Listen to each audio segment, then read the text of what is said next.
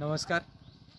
आपण आता या ठिकाणी पुणे पंढरपूर पालखी महामार्ग तिथून श्रीमंत सुभेदार मल्हारराव होळकर यांच्या मुरुम या गावाकडे जाणाऱ्या रस्त्यावरती उभे आहोत.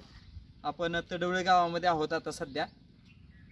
खरं तर त्या महामार्गापासून इथपर्यंत यायला एक 2-3 मिनिट सुद्धा लागणार नाहीत, परंतु इकडे येत असताना 20 मिनिटं अंतर जातं. त्यापेक्षा जास्त दुर्दैवाची गोष्ट अशी की श्रीमंत सुभेदार मल्हारराव होळकर यांचं हे जन्मगाव, आज त्यांची जयंती.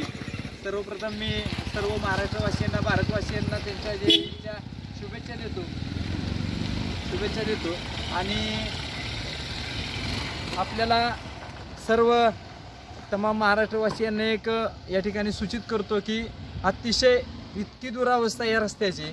अनेक लोकप्रतिनिधी या रस्त्याने ये जा करत असतात. या फलटण तालुक्यामध्ये माढा लोकसभा मतदारसंघाचे प्रतिनिधी खासदार रणजितसिंह नाईक निंबाळकर राहतात. त्याचप्रमाणे फलटणमध्येच आपल्या विधान परिषदेचे माजी सभापती श्रीमंत रामराजे नाईक निंबाळकर हे राहतात.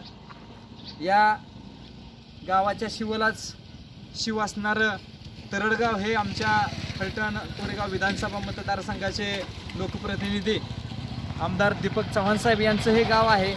म्हणजे हे सर्व लोकप्रतिनिधींना हा रस्ता माहीत आहे.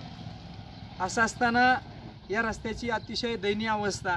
आज श्रीमंत सुभेदार मल्हारराव होळकर यांचं जन्मगाव फलटण तालुक्यामध्ये आहे. ही फलटणवासियांसाठी प्रचंड अभिमानाची गोष्ट आहे, कारण या फलटणसारख्या ठिकाणाहून एक सुभेदार मल्हारराव होळकर निर्माण होतो आणि या संपूर्ण भारतीय इतिहासामध्ये स्वतःचं नाव अजरामर करतो. असा महान सेनानी सुभेदार श्रीमंत मल्हारराव होळकर यांचं जन्मगाव मुरुम इथून साधारण 4 किलोमीटर अंतरावरती फक्त आहे आणि तिथपर्यंत जाणारा हा रस्ता खऱ्या अर्थानं त्यांचं जे जन्मगाव आहे ते अवर्गाचं पर्यटन स्थळ झालं पाहिजे अशी तमाम संपूर्ण सगळ्या फलटणवासियांची मागणी असताना त्यांच्या जन्मस्थळाकडे जाणारा रस्तासुद्धा हे लोकप्रतिनिधी देऊ शकत नसतील तर इतकी लाजिरवाणी गोष्ट दुसरी कोणतीच नाही.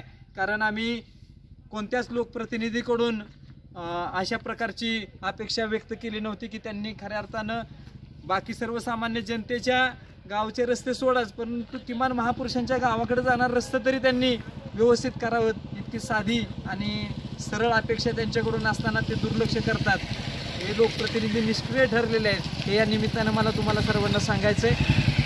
निश्चितपणे सर्वसामान्य लोकांना या रस्त्यांच्या खड्ड्यामध्ये जर हे लोकप्रतिनिधी घालत असतील तर या लोकसभा निवडणुकीत या लोकप्रतिनिधींना सुद्धा येथील जनता खऱ्या अर्थानं पराभवाच्या खड्ड्यात घातल्याशिवाय राहणार नाही. एवढंच मी या ठिकाणी नमूद करतो. धन्यवाद.